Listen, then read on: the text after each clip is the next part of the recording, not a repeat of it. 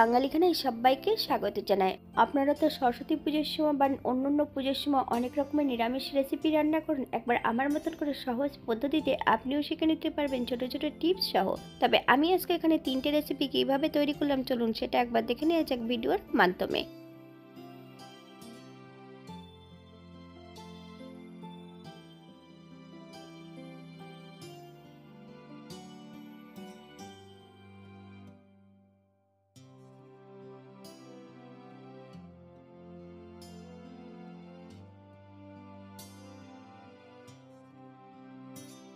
প্রথমে থাকছে পুজোর বিধি।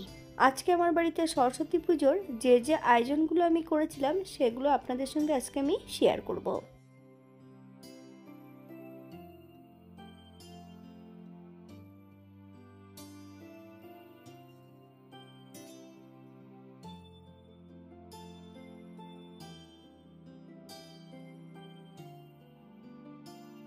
বাঙালি রান্না ঘরোয়া উপকরণ দিয়ে। আপনাদের যদি রান্নাগুলো পছন্দ হয় তাহলে চ্যানেলটি সাবস্ক্রাইব করে দিয়ে পাশে থাকবেন, পাশে থাকা বেলটি বাজিয়ে দেবেন, নইলে নিত্য নতুন রান্নার নোটিফিকেশন পাবেন না।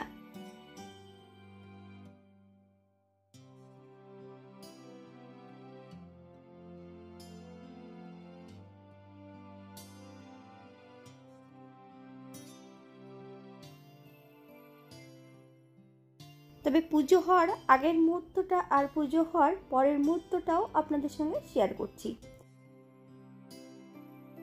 যারা নতুন সরস্বতী পুজো করছেন তারা একবার এটা দেখে নিলে আপনারা নিজেদের মতন করে সরস্বতী পুজোর মঞ্চটা গুছিয়ে নিতে পারবেন।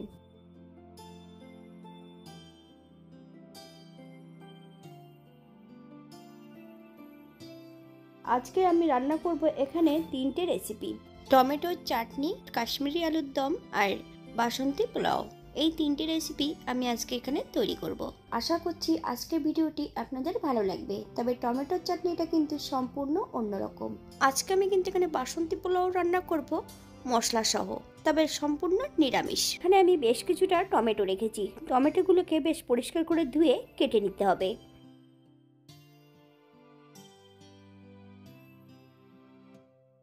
এখানে আমি বেশ কিছুটা আলু আগের থেকে কেটে নিয়েছি, পরিষ্কার করে ধুয়ে রেখেছি। তবে আলুগুলোকে একটু বড় করে কেটে নিতে হবে। তবে আপনারা আপনাদের পছন্দ মতন আলুগুলো কেটে নিতে পারেন। একটা কড়াইতে বেশ কিছুটা সরষের তেল অ্যাড করেছি। লবণ আর হলুদ গুঁড়ো দিয়ে আলুগুলোকে বেশ ভালো করে ভেজে নিতে হবে। তবে আপনারা আপনাদের পছন্দ মতন আলুগুলো ভেজে নিতে পারেন। আলুগুলো এই পর্যায়ে আমি সম্পূর্ণ তেল থেকে তুলে নেব। আপনারা আপনাদের পছন্দ মতন আলুগুলো ভেজে নিতে পারেন। একই পদ্ধতিতে আমি দ্বিতীয়বারও ভেজে নেব।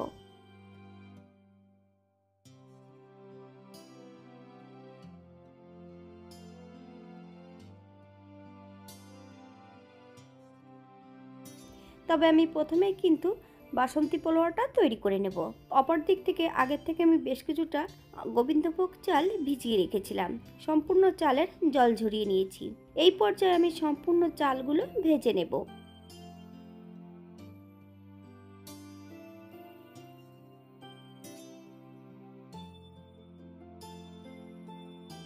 একটা কড়াইতে বেশ কিছুটা ঘি অ্যাড করেছি। ঘিয়ের সঙ্গে আপনারা এখানে সাদা তেলও অ্যাড করুন। ফোড়নে রেখেছি দারচিনি, এলাচ, লং। ফোড়ন থেকে সুগন্ধ বেরোলে অর্ধেকটা চাল আমি অ্যাড করব। একইভাবে আমি সম্পূর্ণ চালগুলো ভেজে নেব। তবে আজকে আমি কিন্তু বাসন্তী পোলাও করব মশলা সহ।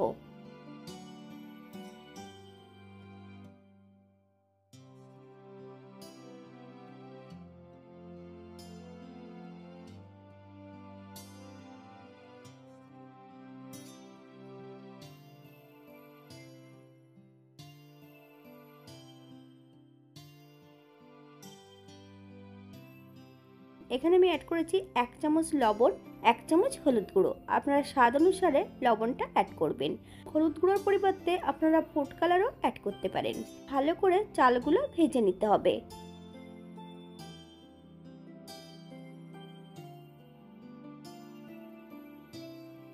এই পর্যায়ে সম্পূর্ণ চালগুলো ভাজা হয়ে গেছে।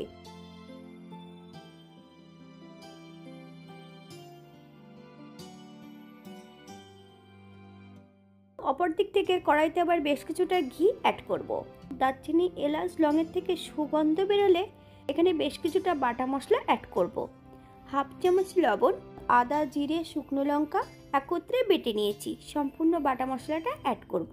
আচ্ছা, আপনারা লঙ্কা যদি অপছন্দ করেন তাহলে অ্যাড করবেন না।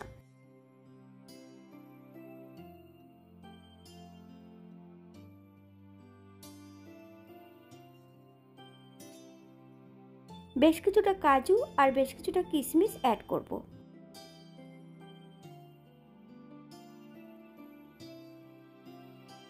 এই পর্যায়ে মশলা ধোয়া বাটি থেকে বেশ কিছুটা জল অ্যাড করব। মশলা থেকে যতক্ষণ তেল না ছাড়ছে ততক্ষণ বেশ মশলাটা ভালো করে কষিয়ে নিতে হবে। এই পর্যায়ে সম্পূর্ণ মশলাটা চালের মধ্যে অ্যাড করে দেব। বেশ কয়েকটা তেজপাতা, ফের চাল দিয়ে মশলা দিয়ে ভালো করে মিশিয়ে নিতে হবে। আপনারা একবার স্ক্রিন থেকে ফলো করবেন।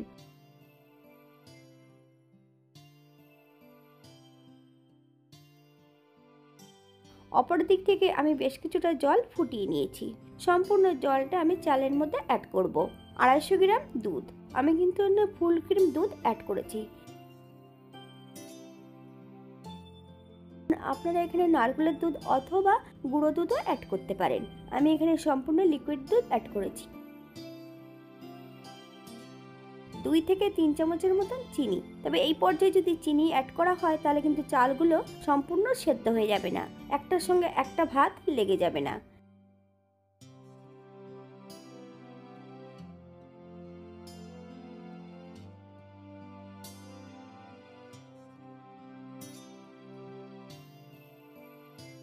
মাঝ পর্যায়ে অ্যাড করব বেশ কিছুটা চিনি। আপনার স্বাদ অনুসারে লবণ আর চিনিটা অ্যাড করবেন। মিডিয়াম আঁচে বেশ কিছু সময় রান্না করে নিতে হবে।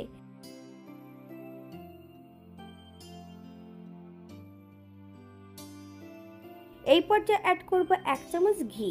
বেশ নেড়ে চেড়ে বেশ ভালো করে মিশিয়ে দিতে হবে।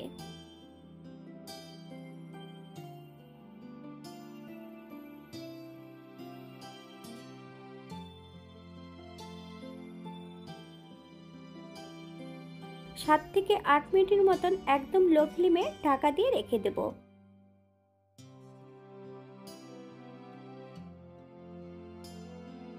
সম্পূর্ণ চালগুলো কিন্তু এই পর্যায়ে সেদ্ধ হয়ে গেছে। গ্যাসের ফ্লেমটা অফ করে দেব। এই পর্যায়ে 2 চামচ ঘি অ্যাড করব।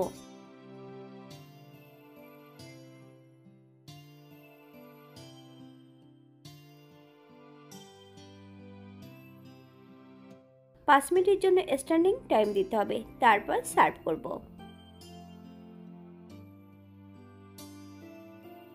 আজকের দ্বিতীয় রান্না, আলুর দম। এখানে আমি কাশ্মীরি আলুর দম করার জন্য যে তেলে আমি আলুগুলো ভেজেছিলাম সেই তেলের মধ্যেই আমি রান্না করব। ফোড়নে রেখেছি সাদা জিরা, দারচিনি, এলাচ, লং হাফ ডাস্ট করে অ্যাড করেছি। ফোড়ন থেকে সুগন্ধ বেরোলে বেশ কিছুটা টমেটো, লবণ, কাশ্মীরি লঙ্কার গুঁড়ো, হাফ চামচ হলুদ গুঁড়ো। টমেটোগুলো বেশ ভালো করে ভেজে নিতে হবে।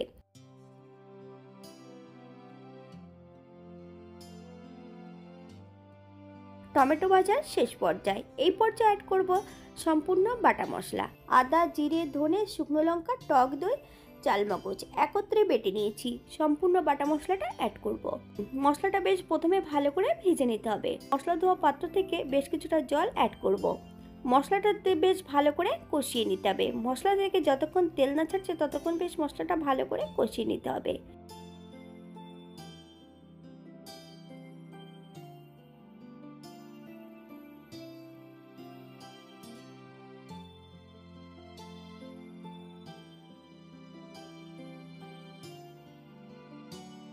মশলা কষানোর মাঝপথে সম্পূর্ণ আলু ভাজাগুলো অ্যাড করে দেব। আলু এবং মশলা সহ বেশ ভালো করে কষিয়ে নেব। এই পর্যায়ে অ্যাড করব বেশ কিছুটা গরম জল। আমি কিন্তু একই পাত্রে রান্না করছি না, একটা বড় পাত্রে আলুর দমটা রান্না করছি। আপনাদের যতটা গ্রেভির প্রয়োজন আপনারা ততটা জল অ্যাড করতে পারেন।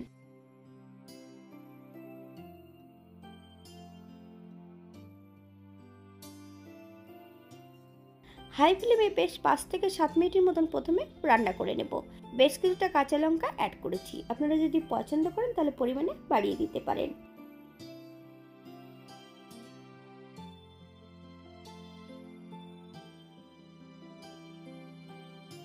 এই পর্যায়ে একবার চেক করে নিতে হবে আলুগুলো সেদ্ধ হয়েছে কিনা। 1 চামচ চিনি অ্যাড করব। আপনারা যদি পছন্দ করেন তাহলে পরিমাণে বাড়িয়ে দিতে পারেন।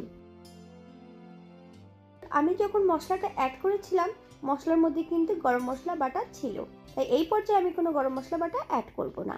এই পর্যায়ে অ্যাড করব 1 চামচ ঘি।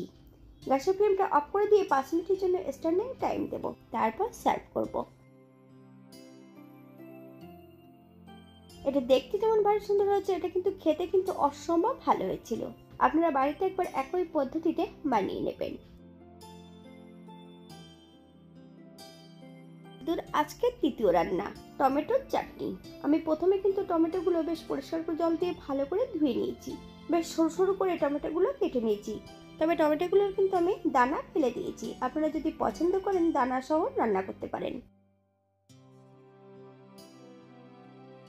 সাদা এই পর্যায়ে একটা কড়াইতে বেশ কিছুটা সর্ষের তেল অ্যাড করব। ফোড়নে রেখেছি কালো সর্ষে। ফোড়ন থেকে সুগন্ধ বেরোলে তেল থেকে সম্পূর্ণ সর্ষেটা একটা পাত্রে তুলে রেখে দেব। এই পর্যায়ে অ্যাড করব একটা শুকনো লঙ্কা। এই পর্যায়ে অ্যাড করব সম্পূর্ণ কেটে রাখা টমেটোগুলো, 1 চামচ লবণ। টমেটোটা বেশ ভালো করে ভেজে নিতে হবে। আপনারা একবার স্ক্রিনের দিকে ফলো করবেন।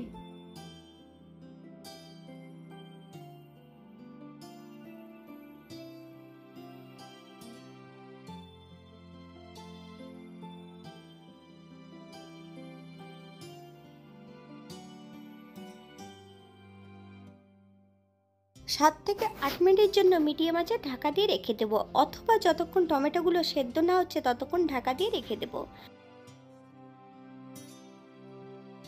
8 মিনিট পর এই পর্যায়ে বেশ ভালো করে একটু নেড়ে চেড়ে নিতে হবে।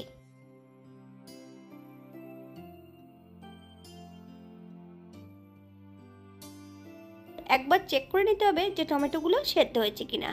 এই পর্যায়ে অ্যাড করব 1/2 চামচ হলুদ গুঁড়ো, 1 কাপ নারকেলের দুধ। আপনারা যদি পছন্দ করেন তাহলে পরিমাণে বাড়িয়ে দিতে পারেন। এখানে কিন্তু আমি কাজু কিশমিশ এই ধরনের কোনো কিছু অ্যাড করব না। আপনারা যদি পছন্দ করেন তাহলে অ্যাড করতে পারেন।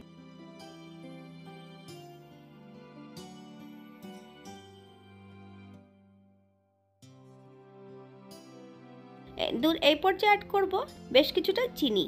আপনারা যদি পছন্দ করেন তাহলে পরিমাণে বাড়িয়ে দিতে পারেন।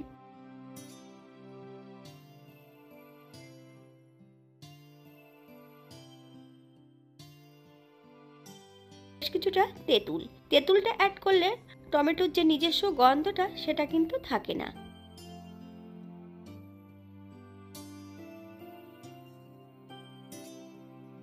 এখানে বেশ কিছুটা ভাজা মশলার গুঁড়ো অ্যাড করব। আমি এখানে কিন্তু শুধু মৌরি আর এলাচের গুঁড়োটাই অ্যাড করেছি।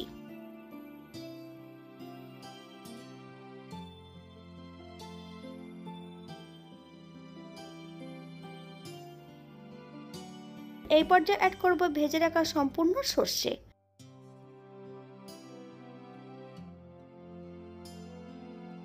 গ্যাসের ফ্লেমটা অফ করে দিয়ে 5 মিনিটের জন্য স্ট্যান্ডিং টাইম দেব, তারপর সার্ভ করব। এটা দেখতে যেমন ভারী সুন্দর হয়েছে, এটা খেতে কিন্তু অসম্ভব ভালো। আপনারা বাড়িতে একবার একই পদ্ধতিতে বানিয়ে নেবেন।